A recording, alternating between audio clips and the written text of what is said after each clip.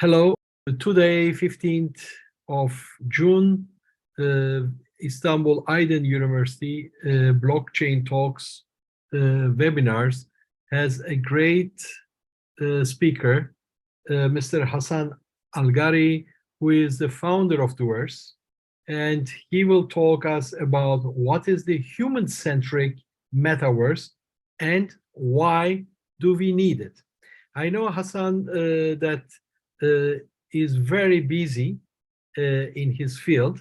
And first of all, thank you very much for sparing some time for our webinar.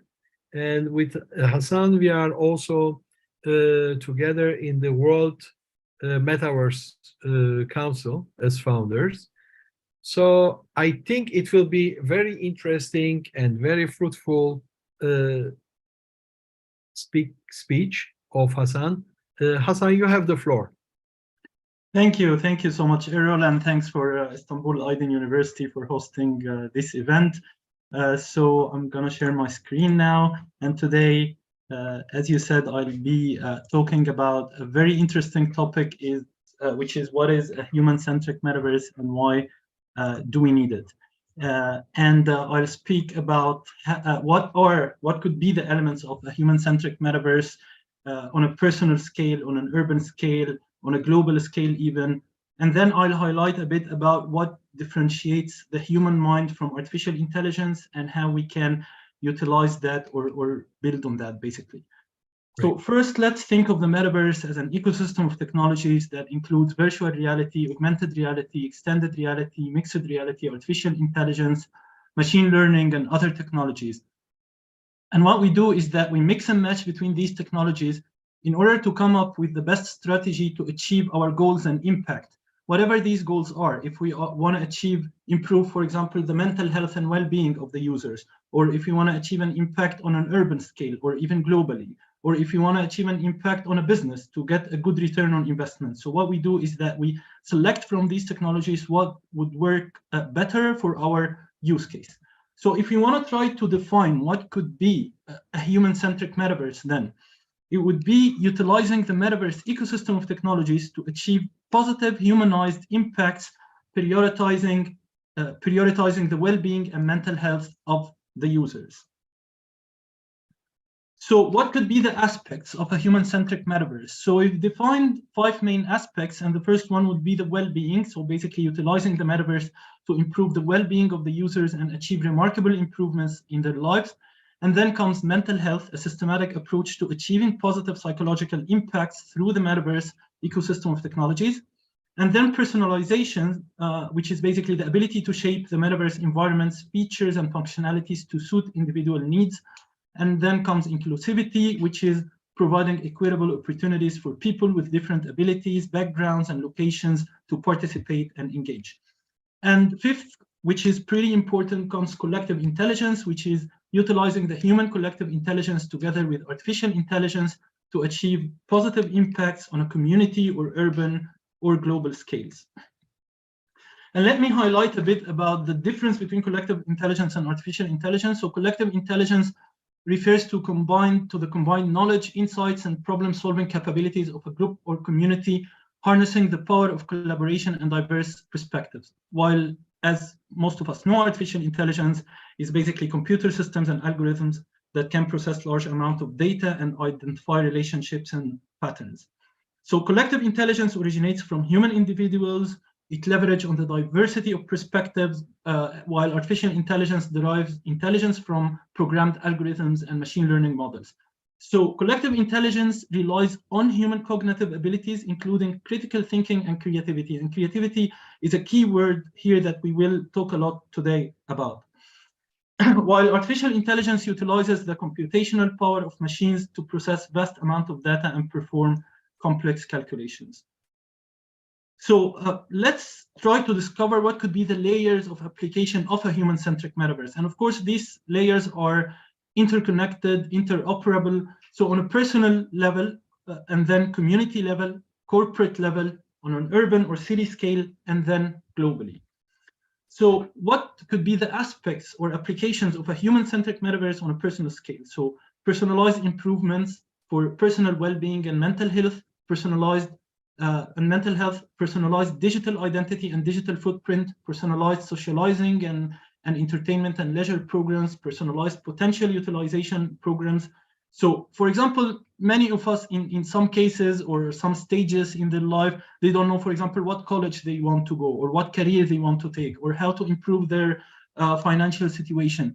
So through utilizing metaverse environments, metaverse solutions, which are powered by artificial intelligence and machine learning, we can definitely identify the potential, and this can help a lot in taking a path that is more likely to utilize your potential.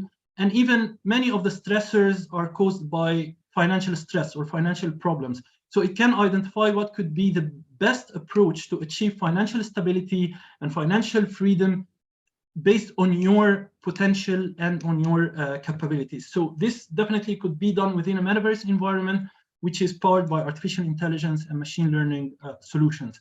On a community scale, again, will come the potential identifiers kind of stuff, but will come the collective intelligence as well. So we mentioned what is collective intelligence and how and how a metaverse environment and artificial intelligence could identify the potential and the creativity within a community, and then give tools and recommendations on how this community can develop either economically or general development in general.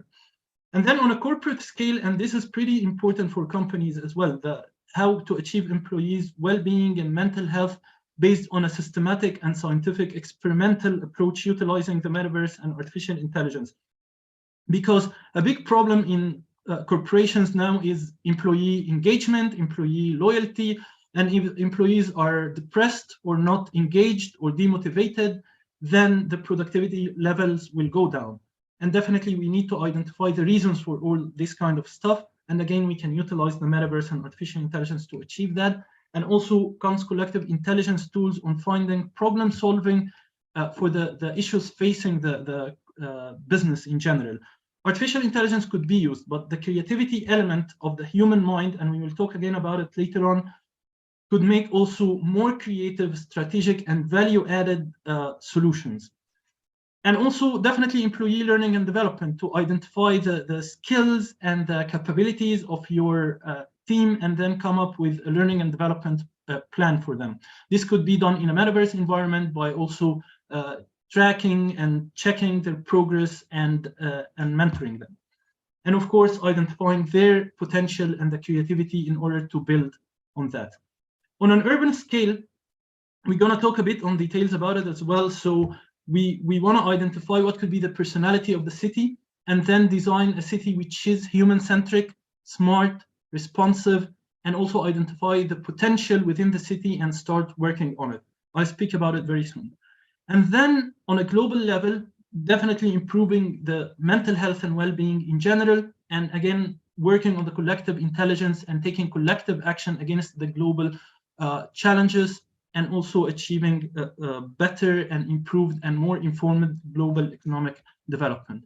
So coming to the city part or urban part, maybe some of us already know that it's estimated that by 2050, about 70% of the world's population will be living in cities.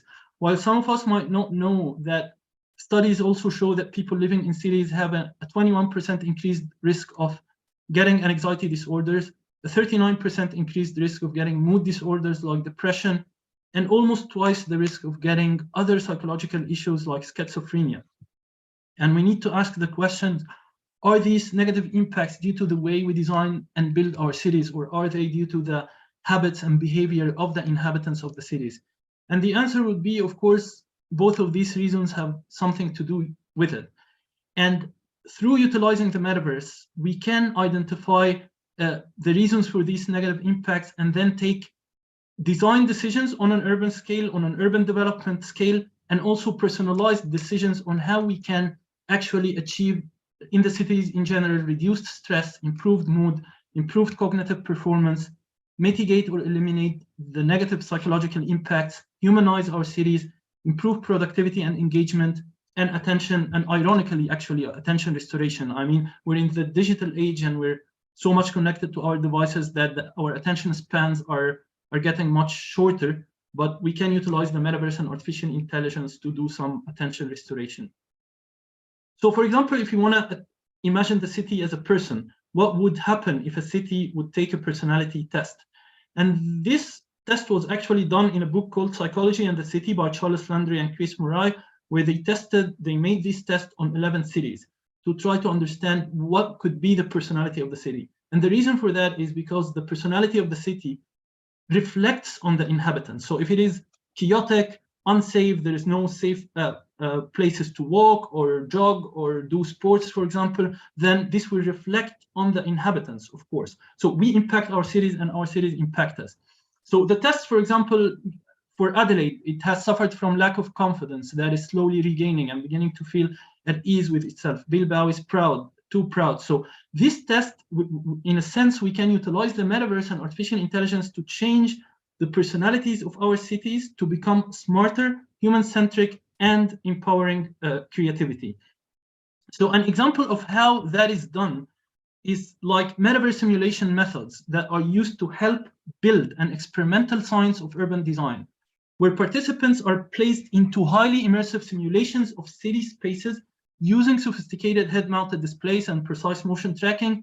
They are able to walk freely through photorealistic simulations of urban spaces that are replete with depth, color, and motion, and then we can monitor their gaze, their movements, along with their psychology. Using a set of sensors, we can measure their gaze, their heartbeats, and the state of their autonomic nervous system as they react to arousing and stressful events. So how do our bodies react to events? By hormonal and neural response, right? So stress, cortisol levels, and this kind of stuff.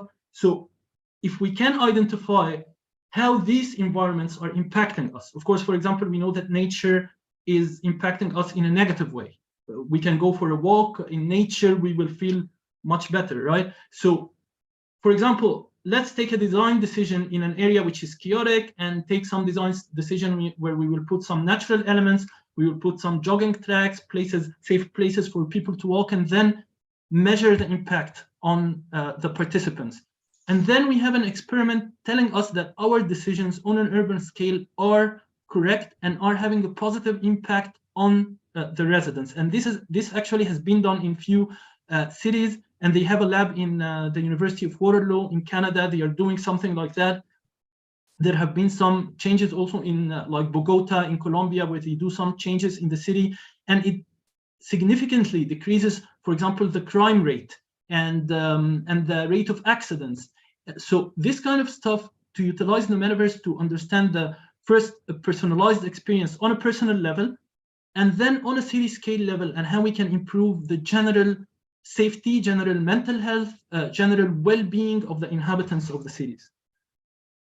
So I'm going to show some of the psychology schools that could be utilized within this environment, and I think that psychology experts can play an important role in creating human-centric metaverse platforms, basically by integrating the relevant schools of psychology. So, for example, the psychodynamic theory that studies how our early life experiences shape the person that we turn out to be today. And I'd like to highlight here that it's not what we should be doing is not the kind of social engineering or dictating behavior to people, but it's sort of doing the thing that, for example, let's get an example. If you know that junk food is not good for your kids, you would give them healthy food. This is the whole idea. We know what could be healthy and good for the mental health and well-being, and we work on it. So another school of psychology is environmental psychology that focuses on the transaction between individuals and their surroundings. It examines how the natural environment and our built environments shape us as individuals. It emphasizes how humans change the environment and how the environment changes humans' experiences and behavior. Behavioral psychology as well focuses on the study of observable behaviors and how they are influenced by the environment. Evolutionary psychology seeks to understand how human behavior and cognitive processes through the lens of evolutionary principles, and positive psychology focuses on the study of positive experiences, traits, and well-being in individuals and communities. It aims to understand and promote factors that contribute to fulfilling and meaningful life, as well as optimal human functioning. So the reason I mentioned these 5 theories of psychology is that if we understand them, if we integrate these kind of psychology schools by, of course, psychology experts will play a role in that, within our metaverse solutions to program our artificial intelligence algorithm to measure the impact on the people and how their behavior change, how they affect the environment and the environment affect them back, how we can actually give them positive experiences to boost their well-being and mental health. In a sense, we impact our cities and our cities impact us, so it's a two-way process. And by designing human-centric and smarter cities, we will increase creativity and productivity and eliminate or mitigate the negative impacts that I mentioned some of them in the beginning. Now, I'll move to another part which is related to the idea of losing jobs to artificial intelligence and how we can identify what differentiates the human mind from artificial intelligence. And people now are talking about the universal basic income. So most of us, many of us may be familiar, but it's a social policy concept that proposes providing every individual within a given society with a regular unconditional cash transfer to ensure basic level of economic security and to address poverty and inequality. And this is a solution that is now being discussed as a solution for the amount of jobs that will be lost to artificial intelligence and RPA. Yet, if we manage to identify what could be the advantage or the differentiation of the human mind and we can build on it, then this will be a different story. And utilizing artificial intelligence and the metaverse to automate repetitive, potential wasting tasks is not taking, we can look at it not in a way that it's taking jobs from people, but it's sort of freeing up human resources to focus on more strategic, creative, and value-added activities. So let's think what could differentiate the human mind from artificial intelligence and what can we build on it and have basically a humanized harmony with technology. And let's ask the question, could artificial intelligence have discovered gravity or relativity? And I asked this question to ChatGPT. Let's see what was the answer. And I'm not going to read the whole thing, but I'll just highlight the important parts. So it's important to know that artificial intelligence is a tool that relies on data and algorithms, and it doesn't possess inherent creativity or insight like human scientists. So stuff like gravity and relativity are significant breakthroughs in physics and requires deep insights and innovative thinking. Discovering fundamental principles like gravity or relativity often requires the ability to think in a creative way and make conceptual leaps. So this relies on human creativity. How many times I mentioned the word creativity, intuition, and insight. So artificial intelligence can augment human capabilities, but it's unlikely to independently generate ground-breaking scientific theories. Of course, it can play a role in assisting scientists by analyzing large data, simulating complex scenarios, and suggesting possible hypotheses. But artificial intelligence cannot come up with original creative ideas. And part of the reason is the element of chaos within the human mind creativity. And what I mean by chaos, let's, for example, see gravity. And by the way, this is not, I'm just giving an example by scientific theories, but this is applicable to any kind of creativity thinking, and it could apply to any field, basically not necessarily science. It's not like all humanity will become Einstein's and Newton. So it applies to any kind of creative thinking and any kind of field. So, for example, let's say gravity, a moon, an apple, and a random event where an apple is falling and a mind sitting there and then linking these events together.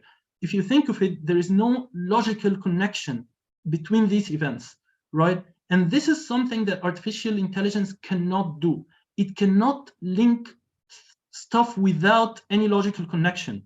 Maybe some very smart artificial intelligence scientist will come and say, okay, I'm gonna train the algorithm to find links between this stuff. But again, this is not, you cannot define this as creativity because again, you have to train it. It's based on some kind of data, some kind of process that you train the algorithm on.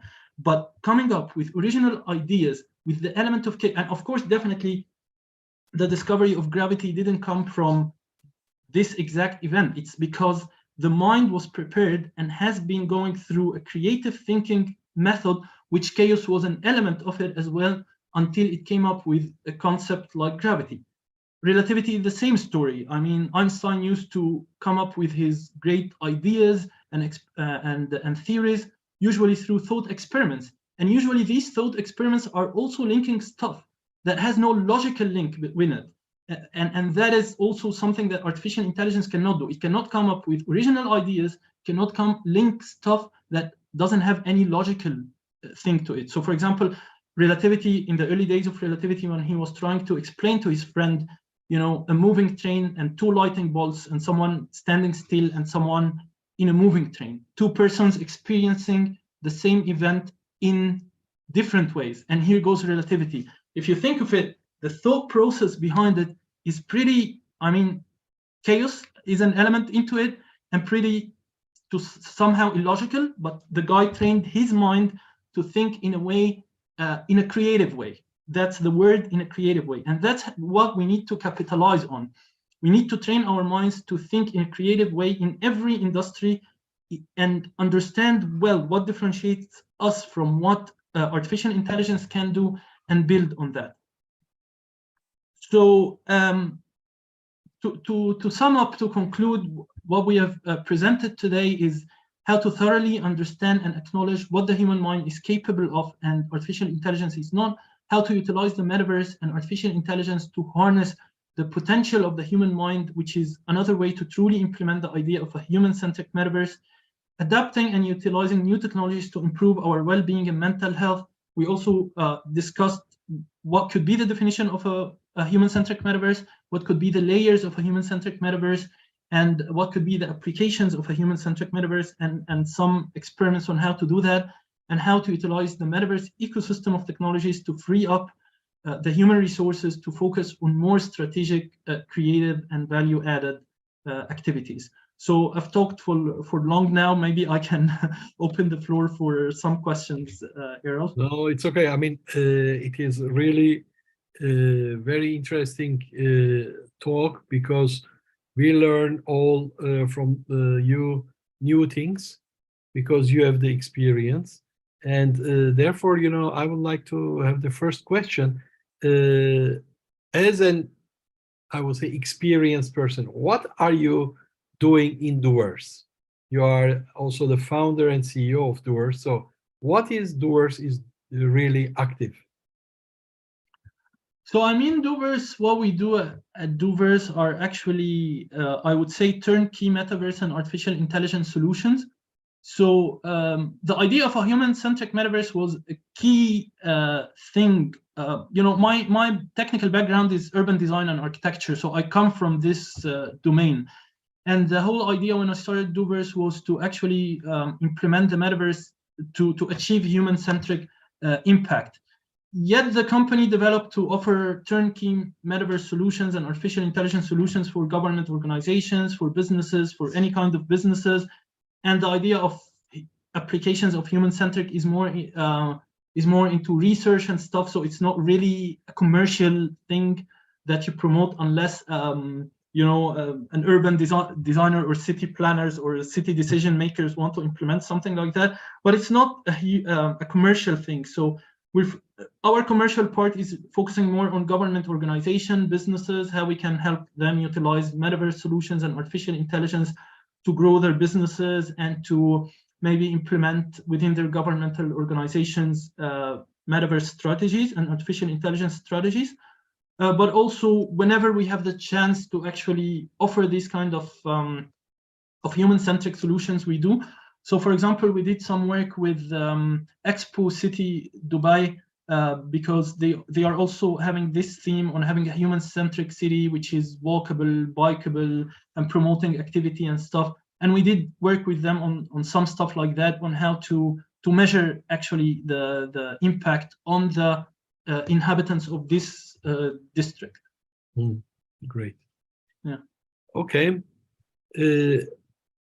Hasan, as I see, there are not questions from the floor, okay. Because I think they need time to digest, because you really taught to us a lot of things at a short time.